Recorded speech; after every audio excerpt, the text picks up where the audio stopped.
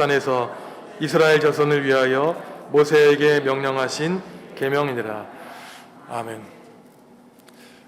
레위기 1장부터 시작했는데 오늘 드디어 레위기 27장 마지막 시간을 갖게 됩니다.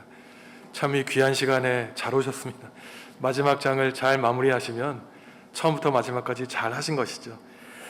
레위기는 성경에서 가장 어려운 책 중에 하나로 평가되고 많은 신도들이 성경을 통독하다가도 이 레위기는 그냥 건너뛰는 경우가 상당히 많이 있습니다. 하지만 구약 성경에서 지금도 유대인들에게는 이 레위기가 굉장히 중요한 책인데, 왜냐하면 이스라엘의 이 거룩함의 사상을 중심으로 먹고 마시는 문제까지 규정을 하기 때문입니다. 예수님도 율법학자가 600개가 넘는 율법 중에 무엇이 가장 중요합니까? 라고 했을 때 신명기 6장에 있는 하나님 사랑과 레위기 19장에 있는 이웃 사랑으로 요약해 주셨죠. 누가복음을 보시면 예수님이 이 땅에 오셔서 나사렛 회상에서 가장 먼저 설교하신 본문이 바로 희년 사상, 죄와 고난에서 해방을 주시는 이 희년 본문이 바로 레위기 25장에 있습니다. 그동안 우리가 레위기에 대해서 묵상하신 내용을 잠깐 살펴보면은 1장에서 7장까지는 출애굽기 마지막에서 성소를 지은 다음에 그곳에서 하나님을 제사할 제사법에 대해서 규정해 주셨죠. 우리는 예배를 통해서 하나님의 관계 그리고 이웃과의 관계가 회복되며 삶에서 무너진 하나님의 질서를 다시 회복하는 것이 예배를 통해 가능해집니다.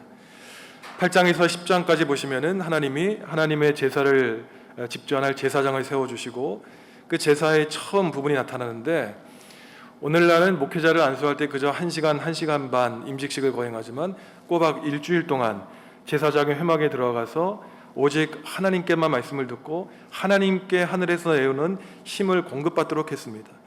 우리가 세상을 살아가면서 지치고 쓰러지고 실패하는 이유는 하나님의 힘을 의지하지 않고 자기의 머리와 자기의 내면에서 오는 힘을 의지하기 때문이죠. 그러니 기쁨과 감사가 사라지고 늘 짜증과 불평과 원만이 나타나는 것입니다. 11장에서 15장을 보시면은 이 정결법을 통해서 하나님은 의식주 생활을 통해서 건강하고 정결한 삶을 살기를 원하신다는 가르침을 얻었고, 16장 레위기의 전반부의 마지막에서는 인간이 저지른 죄와 부정함이 하나님이 거하시는 지성소까지 더럽혀서 1년에 단 한 번 7월 10일에는 지성소부터 이스라엘이 살고 있는 진영까지 정결하게 하는 대속죄일에 대한 말씀을 들었습니다. 하나님의 은혜와 사랑이 얼마나 크신지 하나님께 고의로 반역한 죄마저도 진심으로 회개하고 용서를 빌면 하나님이 용서해 주시겠다는 말씀이 이 대속죄일 사상에 나오고 있습니다. 그 다음에 17장에서 26장에서는 하나님이 어떠한 말씀을 하셨냐 하면은, 하나님의 거룩함은 단지 성소와 성전 예배당 안에서만 이룩되는 것이 아니라 온 세상을 하나님이 지으신 확대된 성전이기 때문에 예배당 밖에서도 성전 밖에서도 늘 예배하는 삶을 살라고 하나님이 우리에게 가르쳐 주셨습니다. 내가 거룩하니 너희는 거룩하라고 하는 이 레위기 19장 2절의 말씀은 바로 하나님의 자녀인 우리가 당연히 노력하지 않아도 그저 하나님을 묵상하면 하나님을 닮는 사랑과 은혜가 충만한 사람이 될 것이라고 주님은 말씀하고 있는 것이죠. 이제 레위기 오늘 마지막 장에서 하나님이 우리에게 알려주시는 것은 서원과 헌신하는 문제, 그리고 제물로 가축을 드리고 자기 자신의 삶을 드리며 마지막으로는 11조의 문제 등 이 제물에 관한 성도의 기본 자세가 어떠해야 되는가에 대한 태도를 가르치고 있습니다. 가장 종교적이고 가장 난해한 책인 이 레위기가 마지막에 이 제물에 대한 문제로 마치는 것이 좀 특이한데, 사실 이것이 그리 이상하지 않은 것은 하나님은 단지 영적인 세계에만 규제하는 것이 아니라 구체적인 일상생활, 우리의 육적인 생활, 경제생활에 대해서도 가르침을 주시기 때문입니다. 말로는 영적으로 하나님이 거룩하다고 하면서 돈에 대한 지나친 탐욕을 보이는 그리스도인들은 말만 하나님을 섬기는 것이지 그 마음과 우리의 몸은 하나님을 섬기지 않는 사람이라고 볼 수 있는 것이죠. 그러한 사람은 거룩한 사람으로 보기 어렵고 철저히 세상적인, 세상에 속한 사람이 당합니다. 먼저 레위기 27장 1절에서 8절을 보시면은 하나님께 삶을 바치는 그야말로 한자 헌신, 나의 몸을 하나님께 드리는 문제를 다루고 있습니다. 이것은 우리가 제단 위에 우리의 몸을 들여서 불태울 수 없기 때문에 비록 나 자신을 하나님께 바칠 수 없지만 그 대신에 내 인생에 대한 가치를 정해서 그것을 돈으로 환산해서 하나님께 드리는 것입니다. 성경을 읽어보시면은 어떠한 기준으로 나누고 있냐면은 그 한 달, 생후 한 달에서부터 5살까지 아이와 5살에서 20살까지, 그 다음에 20살에서 60살까지 60살 이상의 사람을 바치는 것을 값으로 환산한 돈 이야기가 나오고 있어요. 네, 아까 말씀을 읽어보시면서 자연스러우셨는지 이상하시는지 모르겠지만 조금 이상한 것은 남자의 값이 여자보다 한 2배 정도 비쌉니다. 그리고 젊은 사람의 값이 나이가 많은 사람들보다 2배 정도가 비싸요. 이 내용을 모르는 사람들은 아니 하나님이 율법을 제정하시면서 남녀를 차별하시냐, 아니 남자의 값이 10만 원이면 여자의 값은 50만 원이라고 하니 내가 얼마나 기분 나쁘겠습니까? 그 젊은 사람이 100만 원이라면 나이가 많은 사람은 50만 원이다. 기분이 나쁘겠죠. 하지만 이것은 레위기의 정신을 잘 모르는 것입니다. 어떠한 기준으로 사람의 값을 매겼냐면은 그 사람이 몸으로 일할 수 있는 그 여력에 따라서 값어치를 세운 거예요. 그러니까 남자가 여자보다 값을 더 많이 채운 것은 여성보다 몸으로 더 일하는 것입니다.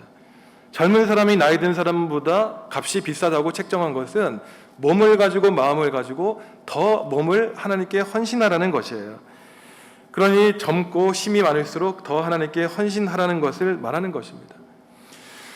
헌신의 예물을 다루는 9절 이하에 보면은 그 당시에 돈으로도 하나님께 예물을 드릴 수 있었지만 이 본문을 보시면 가축으로 하나님께 예물을 드렸고 집을 드렸고 밭을 서원하여 드렸습니다. 서원이라고 하는 것은 굉장히 흔한 것이었어요. 왜냐하면 우리도 그러하죠.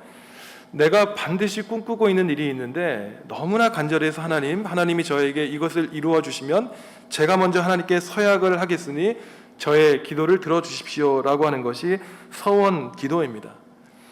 그런데 오늘 9절 이하를 보시면은 율법이 뭐라고 얘기하냐면은 너희가 집과 가축과 밭을 서원하러 예물을 드리려고 했는데 실수로 잊어버린 경우가 있어요. 하나님께 응답을 받았는데 잊어버린 경우가 있고, 또 응답을 안 받았다고 생각하니까 내가 서원을 안 해야 되겠다는 것도 있고, 그러니까 고의적으로 실수로 자기가 서원한 것을 예물을 안 바친 것이에요. 하나님이 거기에 대해서 무엇이라고 말씀하냐면 기억하면은 그 서원한 것에 20%를 더해서 갚으라고 하나님은 오늘 율법에서 말씀하고 있습니다. 제가 이제 신학교에서 학생들을 가르칠 때 여러 학생들의 이 상담을 한 적이 있는데 면접할 때 어떤 학생은 왜 신학교에 왔냐고 물어보니까 어머니 아버지가 서원했다는 것이에요. 그래서 당사자는 서원을 안 했습니까? 그럼 평생 그게 아버지 어머니에 대한 부담으로 다가왔다는 것입니다. 또 어떤 분은 저에게 질문하기를 목사님 제가 하나님께 서원을 했는데 지금 안 갚았어요. 어떻게 할까요? 그래서 제가 저한테 대답을 요구하시는 겁니까? 그렇게 대답을 했죠. 갚아야 되겠죠. 그렇게 돌아간 경우도 있었습니다. 서원한 것에 대해서는 어떻게 해야 될까요? 당연히 갚아야 되겠죠. 차라리 서원을 하지 말라고 주님은 말씀하십니다. 전도서 5장 4절에서 6절에 이 서원에 대한 가르침이 나오는데 한 목소리로 읽어보겠습니다. 내가 하나님께 서원하였거든 갚기를 더디게 하지 말라. 하나님은 우매한 자들을 기뻐하지 아니하시나니 서원한 것을 갚으라. 서원하고 갚지 아니하는 것보다 서원하지 아니하는 것이 더 나으니 내 입으로 내 육체가 범죄하게 하지 말라. 사자 앞에서 내가 서원한 것이 실수라고 말하지 말라. 어찌 하나님께서 내 목소리로 말미암아 진노하사 내 손으로 한 것을 멸하시게 하랴. 아멘. 하나님이 아쉬운 게 있냐는 것이에요. 지금 나 때문에 네가 서원하냐는 것입니다. 서원하고 갚지 않은데 하나님 제가 실수로 서원했습니다. 기분 나쁘게 하지 말라는 것이죠. 서원하고 갚지 않을 것이면 차라리 서원하지 말라고 하시는 거예요. 하나님이 우리에게 서원하라고 요구한 적이 한 번도 없으시다고 말씀하셨죠.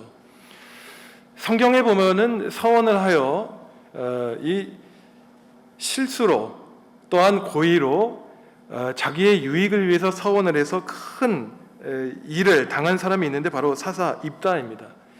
입다는 어머니가 기생이었기 때문에 굉장한 열등의식을 가지고 있었어요. 늘 자신의 존재감을 드러내고 노력했고 사람들에게 인정을 받으려고 하는 그 배고픔에 목마른 사람이었습니다. 암몬 족속이 쳐들어왔을 때 하나님이 성령을 부어주셨어요. 사사기를 보시면은 어떠한 사람에게 하나님이 성령을 부어주시는 이야기가 반복이 됩니다.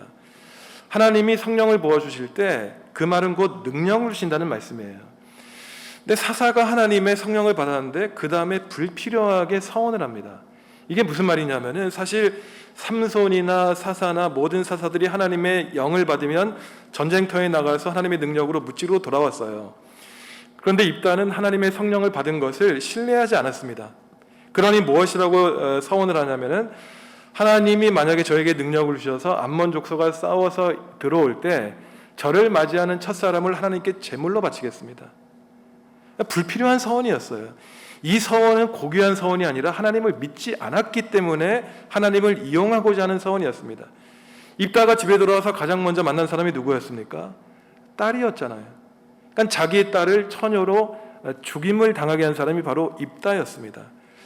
그런데 이 입다의 이야기를 들어보면 이 입다가 참 훌륭한 사람인지 훌륭하지 않은 사람인지 혼란스러울 때가 있는데, 첫째는 믿음이 없기 때문에 함부로 서원을 해서 자기 딸을 죽였지만 결국은 그 서원을 믿기 어렵지만 지켰습니다.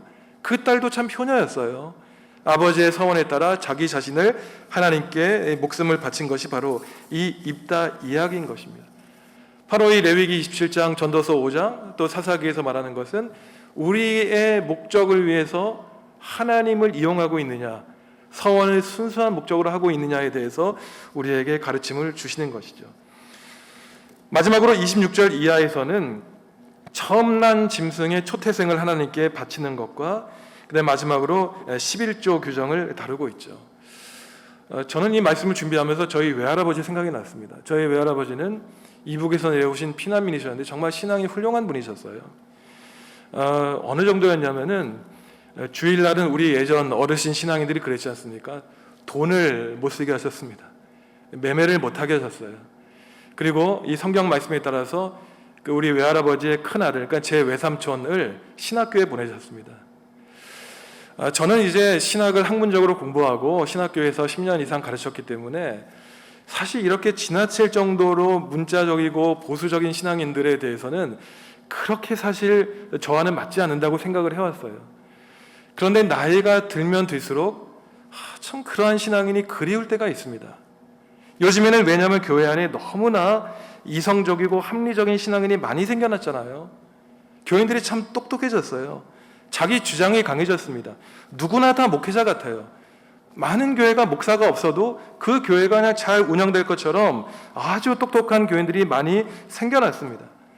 이러저러한 말을 가지고 정말 성경의 말씀이 그런 것인가 아주 혼란스럽게 그 성경 말씀을 비트는 많은 사람들이 있습니다. 예를 들어서 목사가 26절 이하의 본문을 만약에 설교하면은 목사 자신도 부담스러워하고 그 설교를 듣는 교인들도 기분이 유쾌한 것이 아니에요. 목사가 헌금 설교라면 그게 예물과 봉헌과 하나님께 드리는 헌금에 대한 설교가 아니라 저 목사가 지금 우리에게 헌금을 강요하고 있는가, 돈 얘기를 하고 있는가, 마치 터붓이 되어서 말하지 못하게 하는 것이 많은 교회의 분위기입니다. 정말 그럴까요? 목사가 헌금에 대해서 가르쳐야 될까요? 가르치지 말아야 될까요? 양심적인 목회자, 정말 물질에서 똑똑한 목회자라면은 교인들에게 바른 헌금 생활을 가르쳐야 된다고 저는 생각합니다. 이것은 목회의 개인적인 신념과 철학이 아니라 하나님의 말씀이기 때문에 예수님이 그러하셨죠. 두 주인을 섬길 수 없다 그랬습니다. 하나님을 섬기거나 재물을 섬기거나 선택하라는 것이에요. 말로는 온갖 거룩한 말을 하지만 돈 앞에서는 말 한마디 못하는 것이 과연 바른 신앙인의 자리인가? 봉헌과 헌금 문제는 돈 이야기가 아닙니다. 재물에 대해서, 물질에 대해서 우리가 어떠한 결단을 가지고 있는가의 문제예요. 그러니 목회자가 교인들의 눈치를 보기 때문에 헌금에 대해서 마치 한마디도 안 하는 것이 아주 수준 높은 목회자, 양심적인 목회자라 그런 것 같지만 과연 하나님이 그 목회자를 삶을 마친 다음에 만났을 때 너는 과연 수십 년 동안 목회하면서 떳떳하게 하나님의 말씀을 자신 있게 전했는가? 우리는 솔직하게 하나님 앞에 우리의 생각을 담아서 드려야 되는 것이죠. 마음에 자원하는 생각이 들지 않으면 헌금을 안 하는 것이 좋죠. 왜 그렇습니까? 하나님이 그러한 헌금을 원하시지 않으시기 때문에요. 예수님도 복음서에서 무엇이라 그랬냐면은 부자가 그 수많은 재물 가운데 몇 푼 하나님께 드린 것보다 과부가 두 렙돈 전 재산을 바친 것을 너무나 귀하게 여겼습니다. 수치적으로는 너무 작은 액수였어요. 하지만 하나님은 단지 돈을 보시는 것이 아니라 그 마음을 보시는 것입니다. 헌금이라고 하는 것은 굉장히 중요한 우리의 인생관을 가지고 있는데 내가 가진 재물, 내 집이 나의 것이 아니라는 것이에요. 언제라도 하나님이 떠나라면은 그곳을 떠날 수 있는 결단을 하고 사는 것이 바로 신앙인의 자세고, 그래도 두렵지 않은 것이 바로 모든 세상의 것이 하나님의 것이라는 자신감을 가지고 있기 때문입니다. 레위기 25장 23절에 말하고 있기를 땅을 함부로 팔지 말라 그럽니다. 왜냐? 이 모든 것이 하나님의 것이라고 말씀하기 때문이에요. 우리는 우리의 것을 하나님께 드리는 것이 아닙니다. 하나님께 받은 수많은 것, 우리의 인생 가운데 아주 작은 것을 원래 소유주인 하나님께 드리는 것이에요. 내 것을 하나님께 드린다고 생각하는 사람과 하나님께 받은 그 수많은 복과 은혜 가운데 감사하는 마음으로 그저 10분의 1밖에 드리지 않는다는 생각을 하는 사람의 인생과는 같을 리가 없는 것입니다. 그러니 불편한 마음으로 하나님께 제물을 드리면 하나님의 마음을 불쾌하게 한다고 신앙인들이 말하고 있습니다. 시편 50편에 있는 말씀 9절에서 15절까지 한 목소리로 읽어보겠습니다. 내가 내 집에서 수소나 내 우리에서 숫염소를 가져가지 아니하리니 이는 삼림의 짐승들과 무산의 가축이 다 내 것이며 산의 모든 새들도 내가 아는 것이며 들의 짐승도 다 내 것이미로다. 내가 가령 주려도 내게 이르지 아니할 것은 세계와 거기에 충만한 것이 내 것이미로다. 내가 수소의 고기를 먹으며 염소의 피를 마시겠느냐. 감사로 하나님께 제사를 드리며 지존하신 이에게 내 서원을 갚으며 환난 날에 나를 부르라. 내가 너를 건지리니 내가 나를 영화롭게 하리로다. 아멘. 하나님 무슨 말씀하시냐면 어떠한 사람이 소양, 염소, 비둘기, 밀가루를 하나님께 드리는데 너무 아까운 거예요. 그러니까 하나님이 뭐라 그러십니까? 내가 너희 것 뺏어가지 않아. 그렇게 할 필요 없어. 내가 언제 소고기 먹고 싶다 그랬냐? 수장의 피가 목마르다 그랬느냐? 이 땅에 있는 것이 다 내 것인데 너의 것 빼앗긴다고 생각하면 하지 말라는 것이에요. 그러시면서 무엇이라고 합니까? 감사로 하나님께 제사를 드려라. 너의 봉헌물, 아무리 수많은 것들, 그 마음 없는 재물 불편하다는 거예요. 감사로 하나님께 제사를 드리며 지존하신 이에게 내 소원을 갚으며 환난 날에 나에게 기도해라. 그러면 내가 너를 건지리니 네가 그리하면 나를 영화롭게 하시겠다고 주님은 우리에게 말씀해 주시는 것이죠.